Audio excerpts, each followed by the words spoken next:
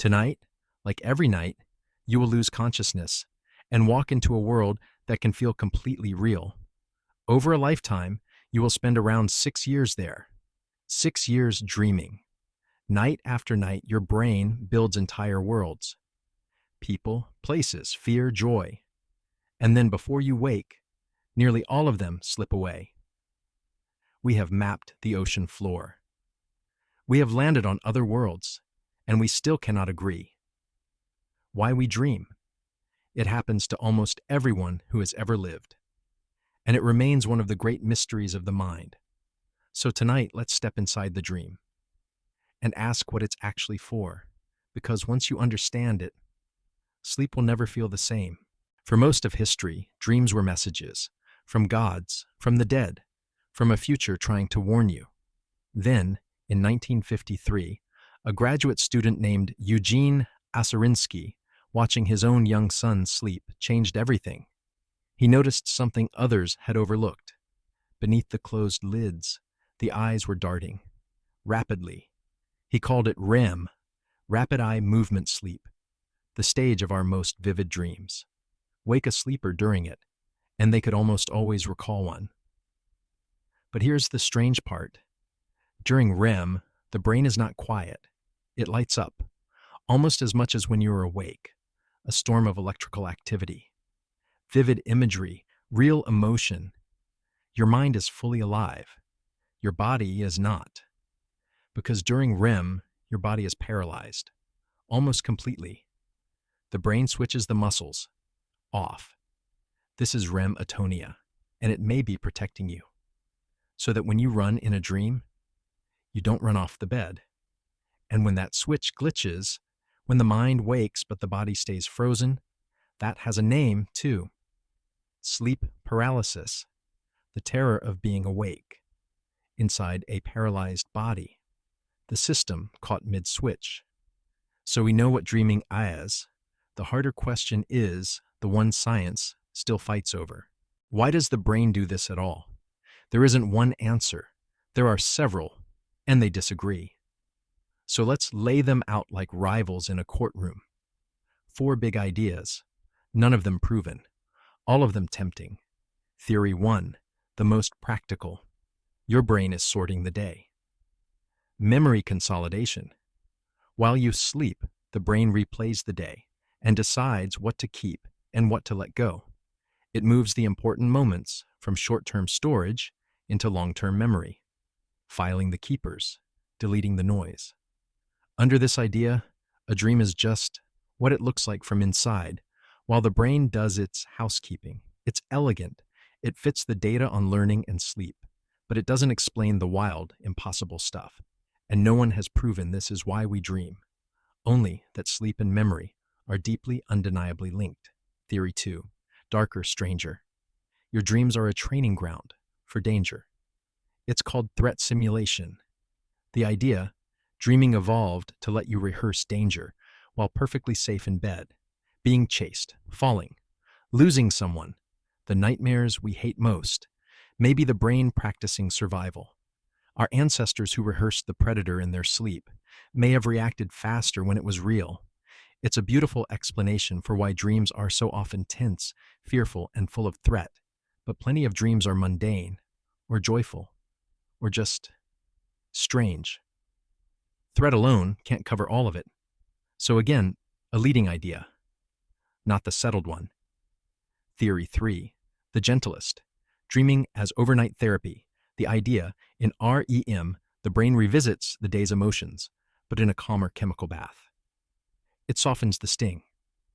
You process the hurt without reliving the full pain. You wake, and the wound has scarred over, just a little. Theory 4, the boldest, and it almost insults the dream. It says the dream begins as noise, random signals firing up from deep in the brainstem with no meaning at all. And the thinking part of your brain, desperate to make sense of anything, weaves those sparks into a story. Activation synthesis. Under this view, the dream isn't a message at all. It's your mind, making sense of static. 4 theories: memory, threat, healing, noise, each backed by real evidence. None of them crown the winner, and that should bother you a little. So let me put on a different lens. Forget the mystic. Forget the prophet. Look at the brain as an engineer would, a system that runs offline at night. All day it's online, taking inputs, making decisions, no time to stop. At night it goes dark and runs maintenance. Think of a flight simulator. A pilot crashes 100 times in the sim, so they never crash the real plane. Or think of a model, trained overnight by replaying the day's data again and again until the patterns lock in. Maybe the dream is the safe test environment, the place the system updates itself, where nothing can actually hurt you. It's only a metaphor, but it reframes the question. From what does it mean to what is it doing? Now sit with the strangest fact in all of this. Dreaming is one of the most universal things we do. Nearly every human who ever lived. A third of every life spent asleep. One of the most shared experiences there is. And yet, here's the twist. The more precisely we measure it, the more theories we get. Not fewer. Usually better tools narrow the answers down. With dreams, every new scan seems to open another door. The closer we look at the dream, the more it multiplies. And it gets stranger still. Try this. In a dream, look at a clock. Then look away and look back. The time will have changed. You usually can't read text in dreams either. The letters swim, rearrange, refuse to hold still. And the faces? There's a popular belief that you can only dream of faces you've already seen. That your mind never invents a stranger. It's a haunting idea, but no one has ever proven it. Then there's forgetting. You can have the most vivid dream of your life and lose it within seconds of waking. One reason may be chemical. A signal that helps cement memory runs low during REM. So the dream never gets saved. And then the strangest result of all. In 2021, scientists held a conversation with people who were asleep. Lucid dreamers, aware they were dreaming, answered math questions from inside the dream with eye movements and twitches. A real message sent out of a dream in real time. The wall between worlds, for a moment, came down. So maybe we've been asking the wrong question. Maybe dreaming was never one thing, for one reason. Maybe it's the brain doing several jobs at once, in the dark, sorting your memories, rehearsing your fears, healing your wounds. Maybe all of it every night, behind your closed eyes. But here's the thought that keeps you up. If you don't even remember most of them, then who are the dreams really for? And there's always another question waiting in the dark.